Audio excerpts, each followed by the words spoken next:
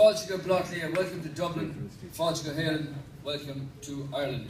We're very pleased to have so many delegates from all over the spread of the European Union here with us in Dublin in this wonderful convention centre. So you're welcome to the capital of the world, really.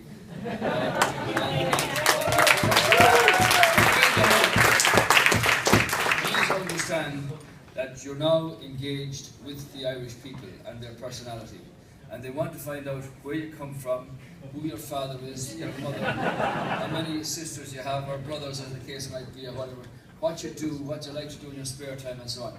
And I hope that when you leave this Congress, that you leave with a part of our personality, and that you'll have very fond memories of your trip here to this EPP Congress in Dublin today and tomorrow. I'd like to pay a particular welcome here to Liam Cosgrave.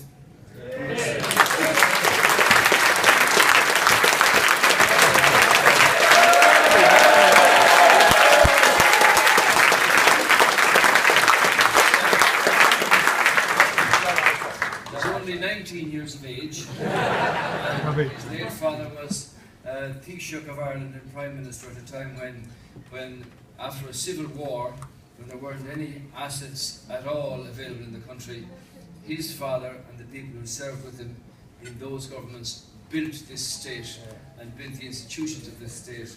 And Liam Cosgrave himself became Taoiseach at a very difficult time in our country, dealing with the security of the state and all of that. And he was also involved intensely at the foundation of the setting up of the European People's Party. I think there were only 8 or 9 parties who were there to join back in 1976 when Liam did that. We welcome you here. His mind is as clear as a bell. If you're looking for experience or a consultant for nothing, he's the man. I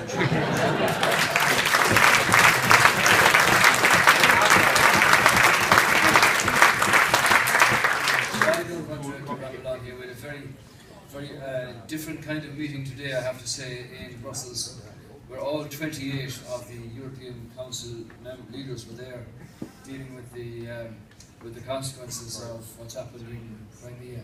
It just shows you that while we were at the meeting itself, there were 3 different decisions taken about holding a referendum in Crimea and about the situation insofar as a referendum being held and the question being asked if they want to join Russia.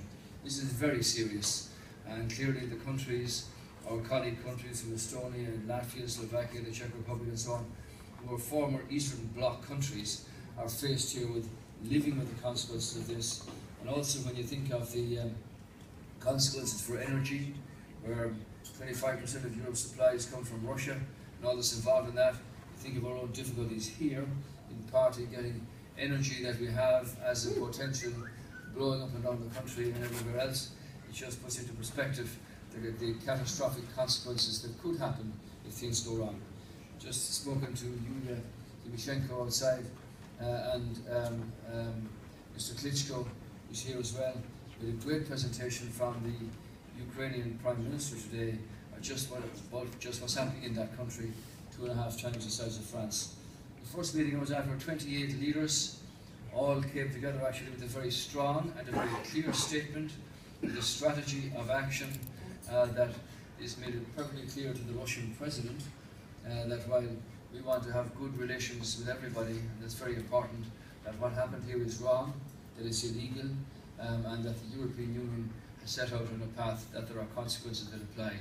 These things are not going to be easy, and we do hope that the negotiations can take place in the next few days to start on a road to common sense here, because at the end of the day, that's what's required in all of these things. We reminded people in Brussels that in the Crimean War, there were 30,000 Irish people lost their lives, and that started over who had control of the keys of the church in Jerusalem. And when the Crimean War finished, there was a celebration down here, actually not very far from where you're seated, somewhere down towards the Point Depot, where 5,000 people sat down, or 3,500 of them sat down, and the other 1,500 had to stand up because there was no room. That was a celebration at the conclusion of the Crimean War. So it's, when I was thinking that the OSCE delegation today was stopped going into Crimea, one of those is an Irish captain in the army, and it wasn't the first time that Irish people were in Crimea, and Irish people played their part in these things. So, have a great night and a great occasion, all of you. Feel free to engage with our people. We like to think that you're now in a country where there's a demonstration of courage and commitment to sorting out our problems, and that with our colleagues we can send out a signal around the world that where people apply themselves to major tasks in hand, that you can come through and have a bright and prosperous future for all our people. So again, thank you, enjoy your meal, and have a great occasion. God bless you.